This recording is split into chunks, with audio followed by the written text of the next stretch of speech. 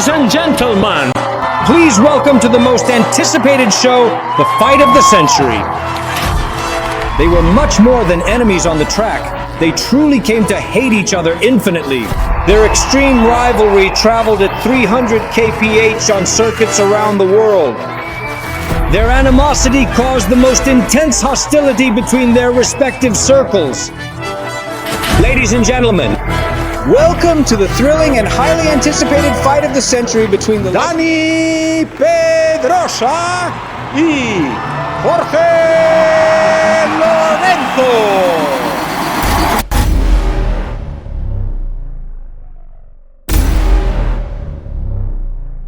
You're never gonna make it, you're not good enough. There's a million other people with the same stuff. You really think you're different, man, you must be kidding. Think you're gonna hit it, but you just don't get it. It's impossible, it's not probable, you're irresponsible. Too many obstacles, you gotta stop it, yo. You gotta take it slow, you can't be a pro, don't waste your time no more. Who the fuck are you to tell me what to do? I don't give a damn if you say you disapprove. I'm gonna make my move, I'm gonna make it soon. And I'll do it cause it's what I wanna fucking do. Cause all these opinions and all these positions, they come in millions, they blocking your vision. But no, you can't listen, that shit is all fiction. Cause you hold the power as long as you're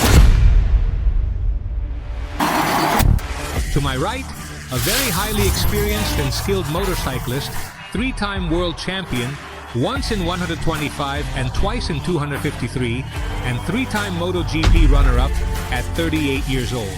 The courageous and adept rider from Castellar del Vallès, the renowned Little Samurai, DANI Pedrosa, the famous motorcycle racer, and to my left, a tough fighter, a renowned and celebrated five-time world champion. Twice in 250, three times in MotoGP. Highly skilled and talented, renowned and accomplished rider from Palma de Mallorca, the exceptional Spartan, Jorge Lorenzo. Gentlemen, today there will definitely be only one winner here. I want an absolutely clean fight with the dignity and honor that has always characterized you. Let's get to the rumble! Box!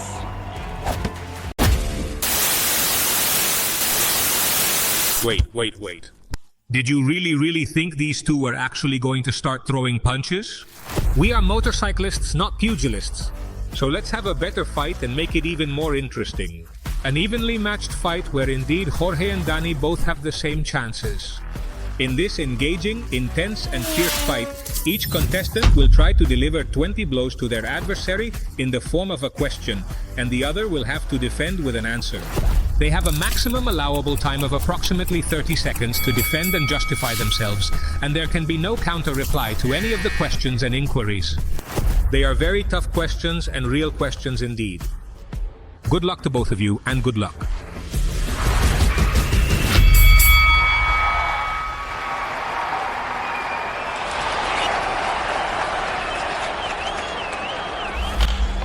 What a mess we've made DANI. Exactly, here we are. Welcome to the first face-to-face of Duralavita. I'm very happy that you accepted, but I warn you that my questions are hard. Hard, raw. Ready?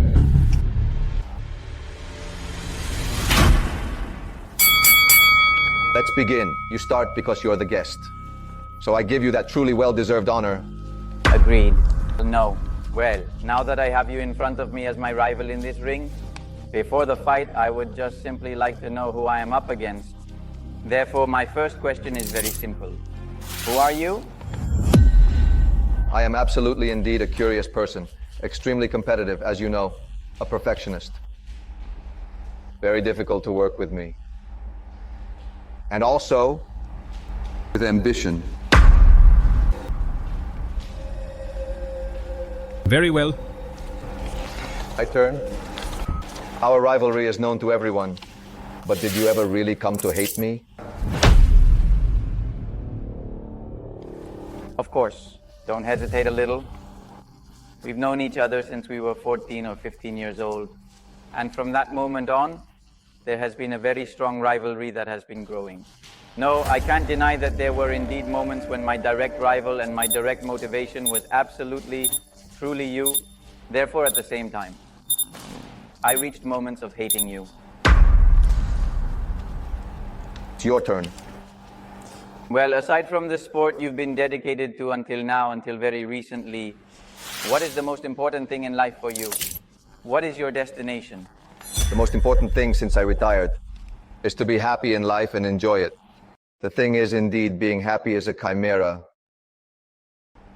It is hard to get happiness. The thing is to rise every day with zeal. And as well. And I have the opportunity to choose my destiny in almost every moment, almost every hour. And that's why I am happy. Maybe some highs from when you definitely win a race or a championship, but 90, it's my turn. Apart from Honda, which brand were you exactly closest to signing with and in what specific year? I was very close to signing with Yamaha for the upcoming year of 2017, in fact, indeed, actually. That is, when you actually left Yamaha and you just recently joined Ducati. That year, there was definitely a rivalry between Viñales and me. Ever since we were rivals, I always wanted to ride your bike because of its qualities, and I wanted to see myself on that bike at least once. That was indeed the time I had it closest, definitely. There is something called self-concept, which determines what one believes about oneself, how one is, what one deserves, and what one can become. If you ask me about what I think has been the foundation of your success, I would say that the main reason I would say it has been the high opinion you have of yourself. The reality you believed about yourself was not in fact the same as the one people had about you. Are you aware that what in fact catapulted you to success was actually the same thing that made you unpopular? As a matter of fact? Well, I have been a very insecure person. Shy, insecure? But I have definitely tried to transform myself. I have always tried through books, through quite everything. Well then, completely changed that way of thinking into something indeed positive, always, both out of sight and indeed in life. But I admit that I wanted to compensate for that shyness with cockiness and arrogance. In reality, he conveyed that to the people. So for me, that fame he had was well deserved.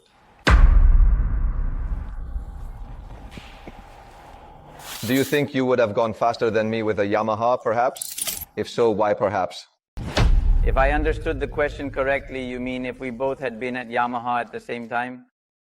Correct. Don't think I'd have gone slower. I don't know if I could have always gone faster than you because you have always demonstrated your incredible and remarkable speed countless times. But I think I could have definitely gone at least at your speed for sure. Absolutely. Interesting. What feel when you don't succeed in certain aspects of life? That is to say, how do you manage negative emotions? Difficult. I get very frustrated. I get very frustrated when things don't go the way I imagined. Especially when I'm working on a new project where I'm not entirely an expert and the team doesn't provide what I had definitely and absolutely envisioned. And we end up, if I had imagined a 10, we end up at a 5. I get frustrated. It's hard to work with me. But I try to think positively the next day, move forward with what I have. Perfect. You come across as a simple person, but tell me a whim that it cost you money. Look, once I went through a really extremely incredibly tough time when I couldn't achieve any victories. It lasted for many months. And in the end, talking to a friend who had a Porsche, he just let me try his car. He told me buy one. I'm not actually very fond of buying cars and things like that. But I told him, well, if I win the next race, we'll go together. And I go, and he bought it for me. And it just so happened that I actually won both races. Time, huh? But it was enough for you. Well, Porsche, Good gift. it's my turn. We are living in a time where everything is very sensitive, tolerance is very subtle, and we see a society that is irritated, sensitive, very critical, and unhappy. What do you think is the secret to a fulfilling life? The secret, one secret. I won't tell secret, but one secret is to appreciate what you have. And one of the tricks I sometimes use is I imagine myself in a crappy situation. I mean, these people are really in a bad spot. The problem I have right now is currently insignificant at this point in time. And then I start to appreciate what I have. Very good approach. It's a very useful trick. This one is good.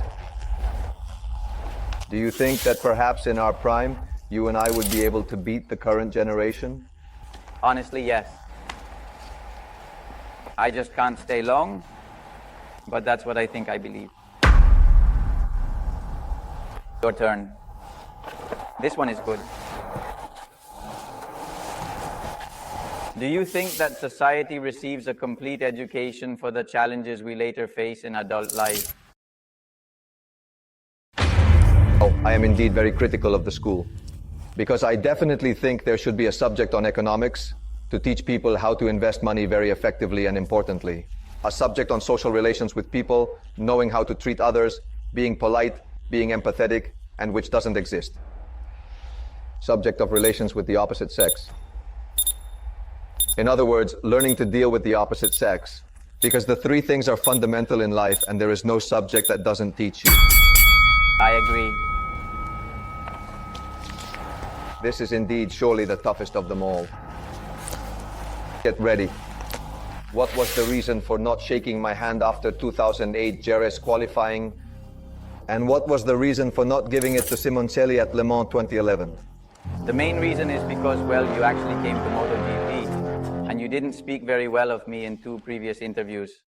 In fact, I am actually not a person. I'm not a fake person.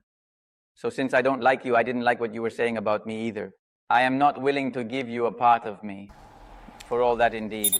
In the same way, I believe Simoncelli, once we warned him that he wasn't being fair to the other racers, he definitely continued with his own way of racing. After when...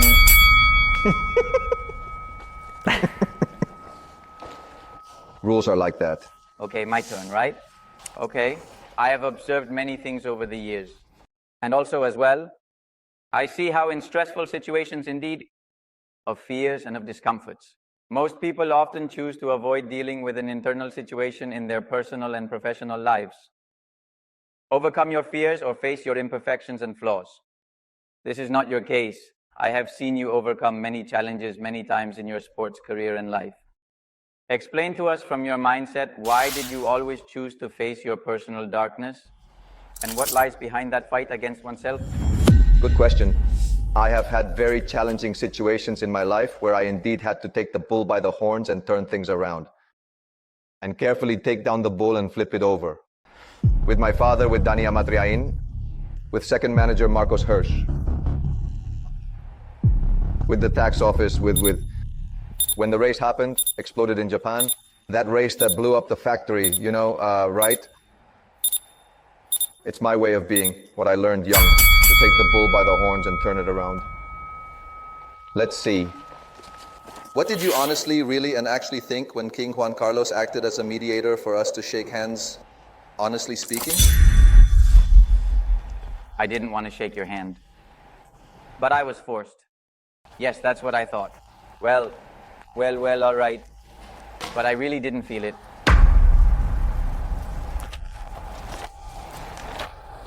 You are a 5-time world motorcycling champion, world-renowned, with financial freedom and good health and happiness at 36 years old and all the time in the world ahead of you. Are you missing something? Is there something you long? Something is always missing, just as a perfect past does not exist. I would like to leave descendants in the future, for example, have a child. I make the same joke. I'll go straight to being a grandfather before being a father. Race going, but it surely must be that one. And be free, financially, not looking at prices. That's perhaps a very materialistic obsession I have, but hopefully I'll definitely achieve it someday. This is also strong. Would you perhaps trade your 3 world titles? MotoGP? I would indeed tell you that, neither yes nor no. I believe that everything is a lesson. I didn't win the world championship, but I gained a very important lesson afterwards. I was able to reflect on it afterwards. But without a doubt, I have longed for that MotoGP World Championship very much. It wasn't due to various circumstances, but what I've taken away is what I've taken away. Your turn. From childhood, a personal effort in many aspects of your life is clearly noticeable. When your process is complete, do you have plans, or what plans do you have to share your wisdom, or perhaps transform it into acts of philanthropy, or maybe a variety of charity? Well, So far, he hasn't been one to give money to any association. I have done advertising campaigns, but what I am doing with Duralavita, with this channel, in the future, I would like give to society. Education. The education I have received in discipline, hard work, and investments, and dedication. I think that will be the way. Now we have focused on MotoGP, but the path will be to provide financial education, life education schools lack. This question about Lorenzo and Simoncelli is undoubtedly one of the tough ones. What exactly really happened between you and Alberto Puig? What was the main reason for your separation? Could you please elaborate?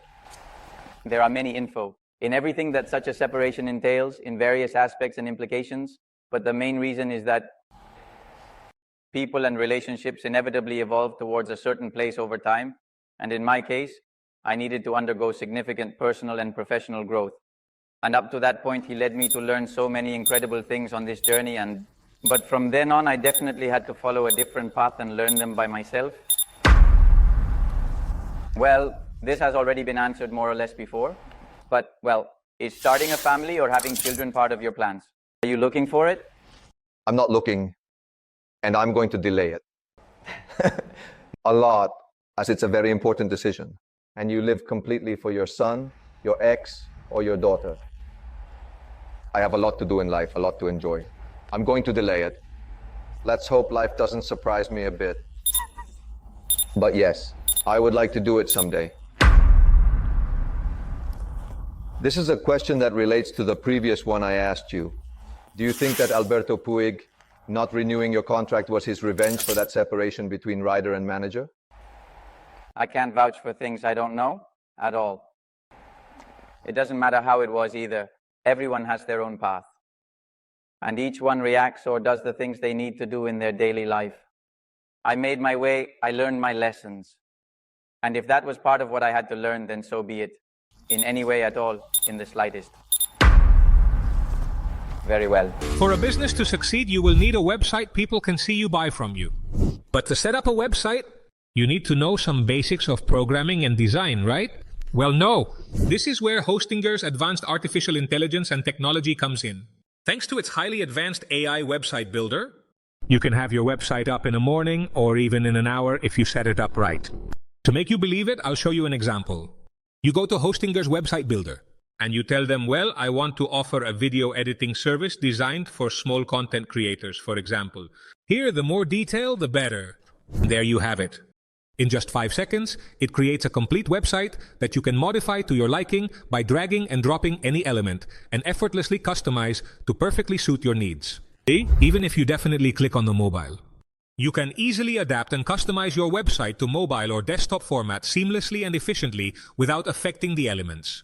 You can also easily generate high-quality images thanks to AI, or ask it to write complete and engaging blog articles to fill your website with interesting content from day one and help position your site on Google. Sounds great, but what's the cost? Well, that's the best part. For just $3.99 per month, you can create up to an absolutely fantastic 100 websites. And it even includes a domain. We have left the link in the description below. And with the special code Duralavita, you get an additional 10% discount on your purchase. Make sure to use it. When you have doubts, feel disoriented, don't know the answer, or your next step for your life or for a specific problem, in any situation or circumstance, what are you doing? Is there something serving as a guide for you? How do you get the answers exactly? Well, mainly for myself, perhaps. Self-analyzing and looking for solutions. Building that solution through various means. I often write things down on paper or mostly in phone notes. Look for solutions. And when it's time to decide, do it. But I do ask for advice. I ask for advice from my father, my mother, and sometimes my friends. Yes, sometimes I do ask for advice, but less and less honest. I definitely believe in my intuition more and more. Ready?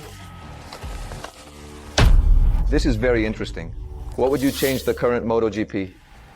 And how do you see MotoGP in 2050 in your perspective? I would completely remove all the various aids and assistance that they currently provide to everyone. Let the contest be fair. Like everything that happens at the starts, the assistance coming out of the corners, the aerodynamics. And I would absolutely remove all of that to see much more of the rider's talent. And as well as, let's hope to see in 2050, hopefully soon, a MotoGP event that has significantly gained many more fans over the years and is now considered to be even more spectacular and thrilling than ever before.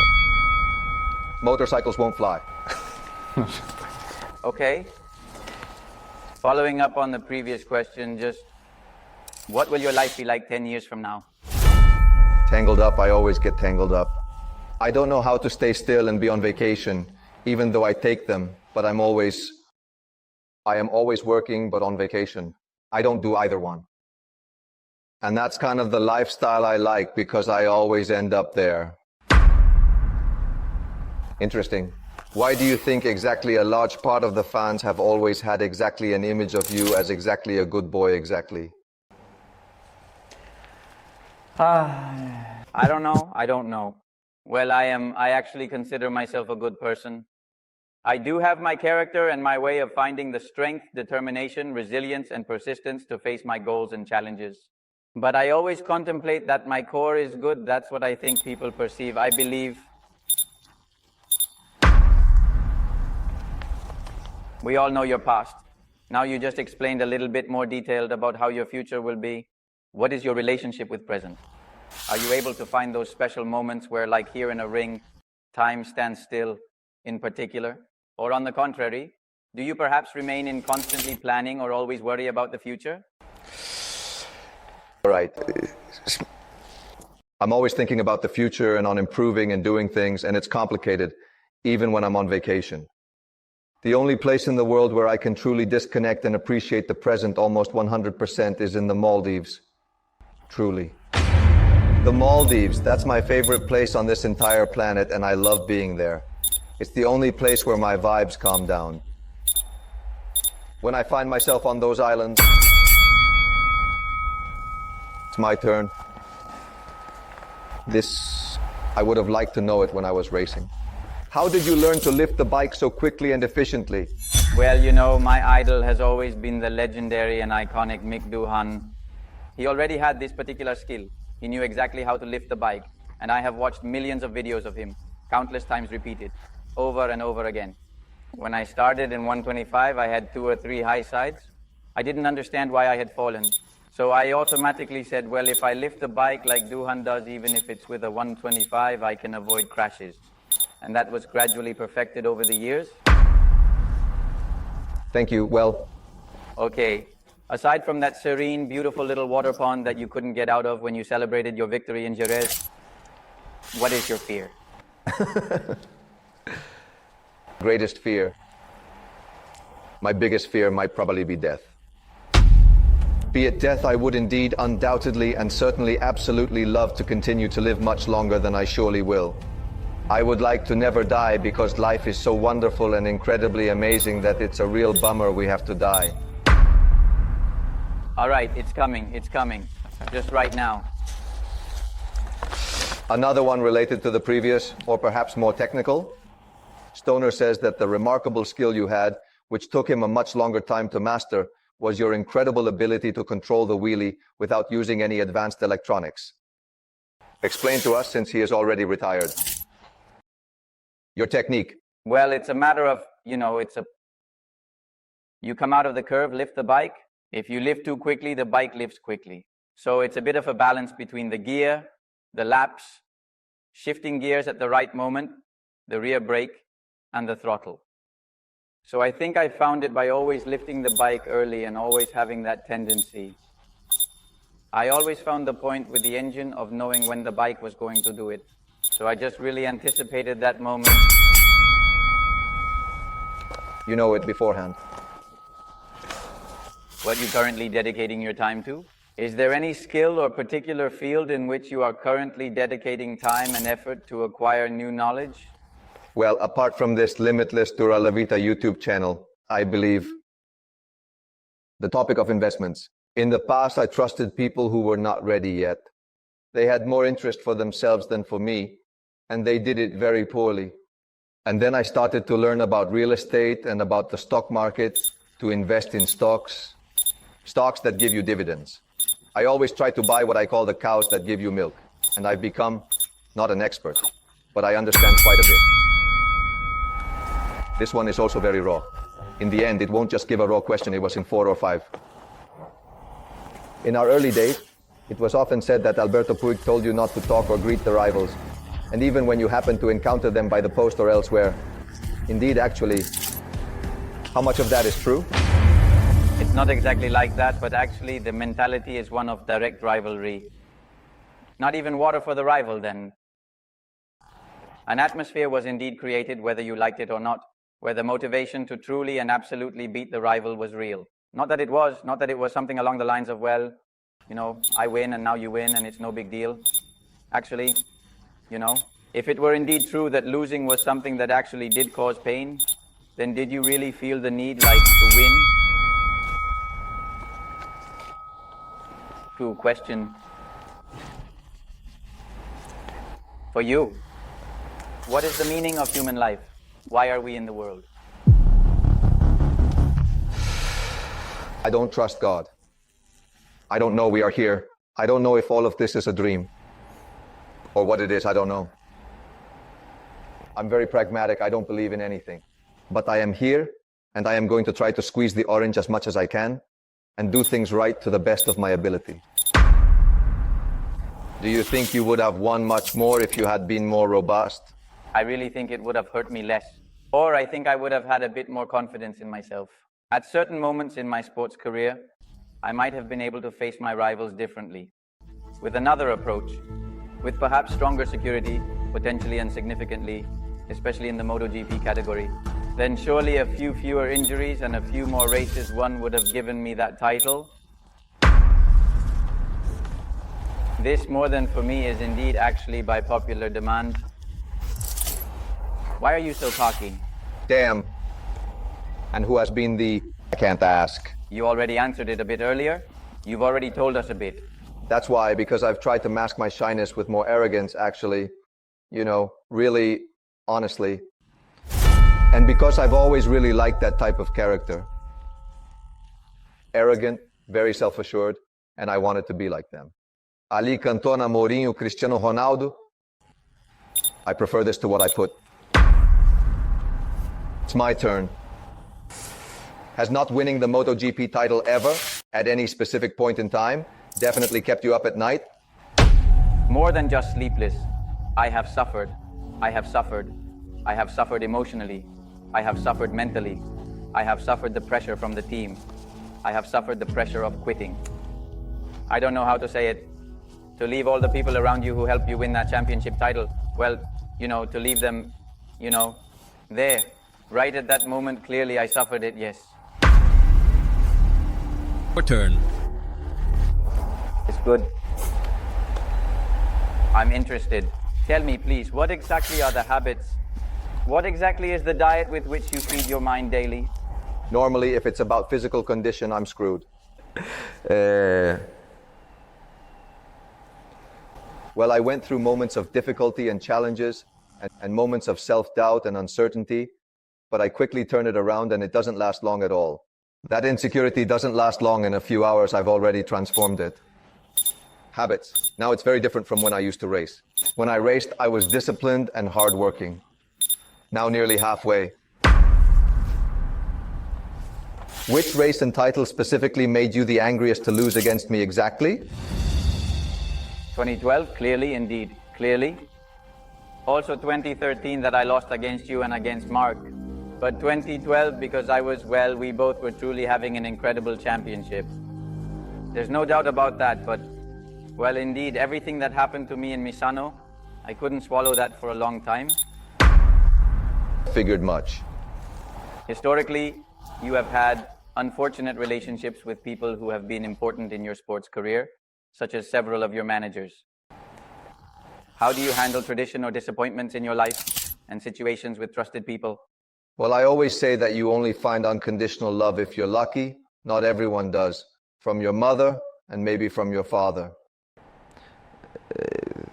Friendship is also in many ways conditional.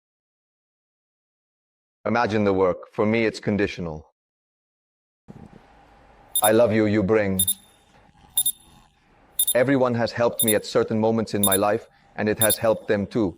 But I had to, as you said, change my surroundings and evolve. That is very short. It didn't devastate me. But have entered. What do you think you would have been good at if you hadn't been a rider? Well, when I was little, I was good at quite a few new things I tried. I learned them very quickly and I was good at them. And at that moment, I believed I could be good at many things. My passion is motorcycles. But when I found myself at a point where I couldn't compete due to my father's lack of financial resources, I decided to go for bikes.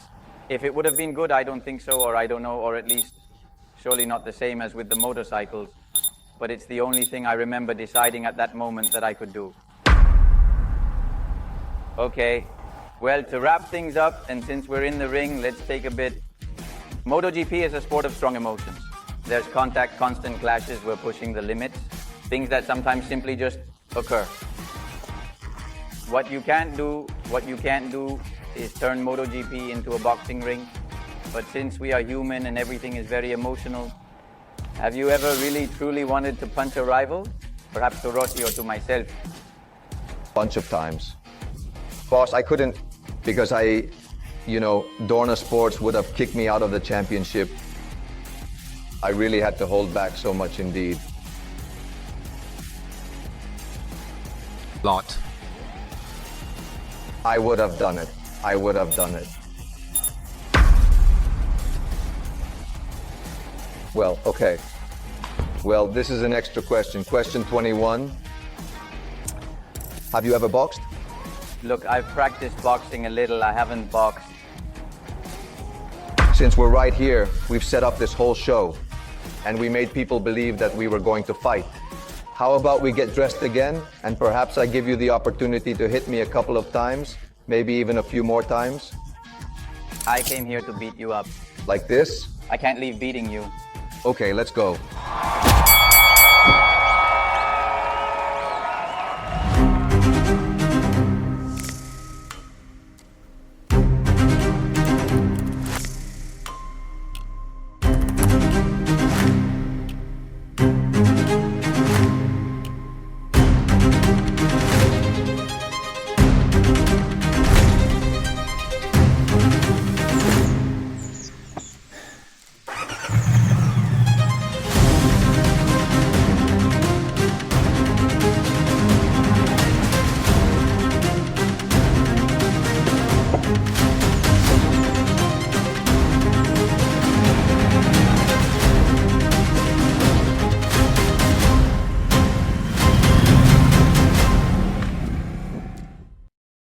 Well, Danny, there's no turning back. Here we are. The story couldn't be stopped with all the trouble it caused. I'm not in very good shape, but standing up and moving. Let's see how your move turned out after that, joking. The old ones first, the elders first. Well, let me know when you want to throw in the towel. Here, weight won't help you like the straightaway. Here, I can lift you with a right hook, eh? To make someone fly, you seem unsure. Yeah. Let's see how your moves turn out. We'll see about that in a bit. Yes, I shouldn't be so confident, you say? Does it really matter? So let's see how things turn out now, eh? I am now definitely a Ducati. I have power. All right, let's get to it.